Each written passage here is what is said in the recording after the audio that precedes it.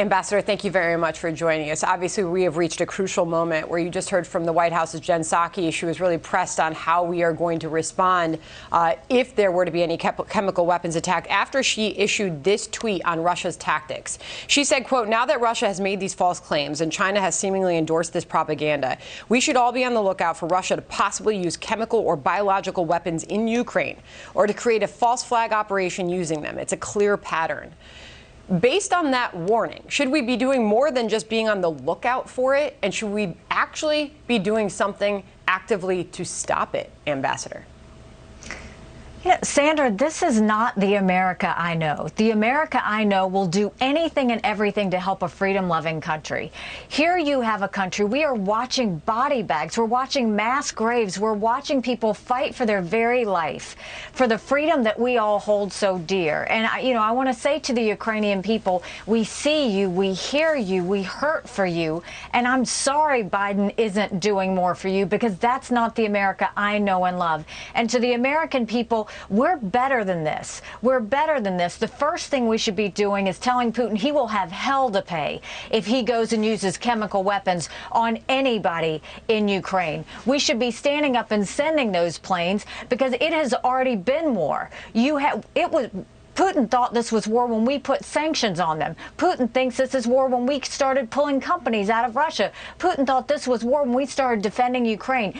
If we can send javelins and stingers, we can send planes. The president of Ukraine is begging us to help them. What are we doing? We haven't stopped any, we haven't sanctioned any of their energy companies yet. We haven't pulled them out of international banking system. We're not doing anything to get them the planes they've begged us to do. We should be rallying all of our allies, saying this is what we're going to do. This is what we're going to say to Putin if he touches the nukes, if he uses chemical weapons, and we're going to give the Ukrainians everything they need to fight back. And we're not doing it, and it's disgusting. Ambassador, we should point out that Liz Truss, who is the UK foreign minister, is going to be giving a speech at 3:30 this afternoon to the Atlantic Council. And without breaking the embargo of the speech I've got in my hands, much of what you say is what will come out of her mouth later on this afternoon. Let me ask you about Vice President Harris's visit to Poland, because it was overshadowed by this idea of the MiGs.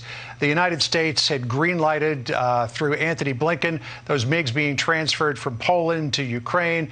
Poland didn't want to do it, so it said, well, here's our idea. We'll give them to you, and then you can give them to the Ukrainians. And then the Pentagon blinked at that. But then there was also this uncomfortable moment when Kamala Harris was meeting with Duda, the president of Poland, and taking some questions. Listen here.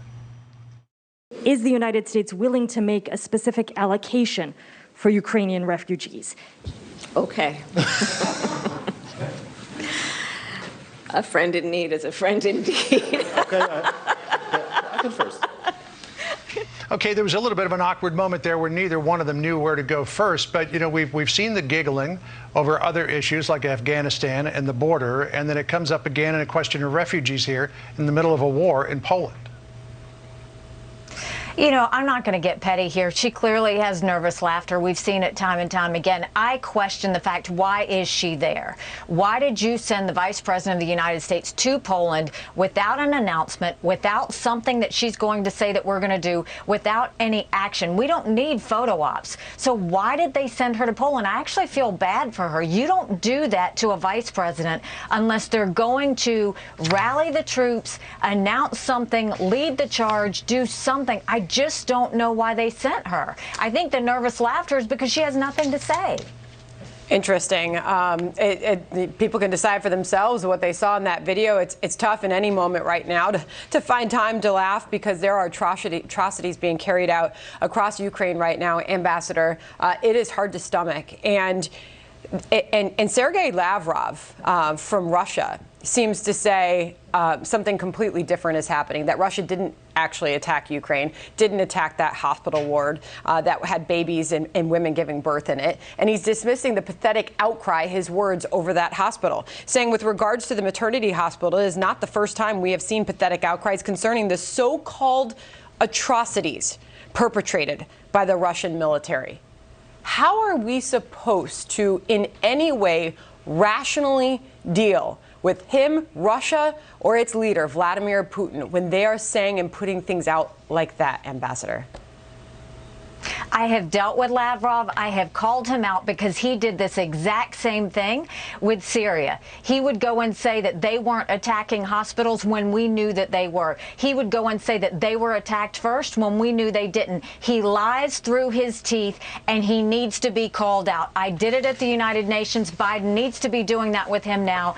He is saying these things more for the Russian people than he's saying it for the world. He knows the world doesn't believe him. What he's trying to do is convince the Russian people that they're not in the wrong here. That's the reason we all need to be louder. That's the reason we all need to be doing more. That's the reason that we need to call Russian for the puppets that they are and let them know there is no strength to Russia. We need to be speaking loud, strong, and letting them know what we expect of them, which is to end this war, or we will do everything we can to destroy them. Ambassador Nikki Haley, really appreciate you joining us here. Thank you.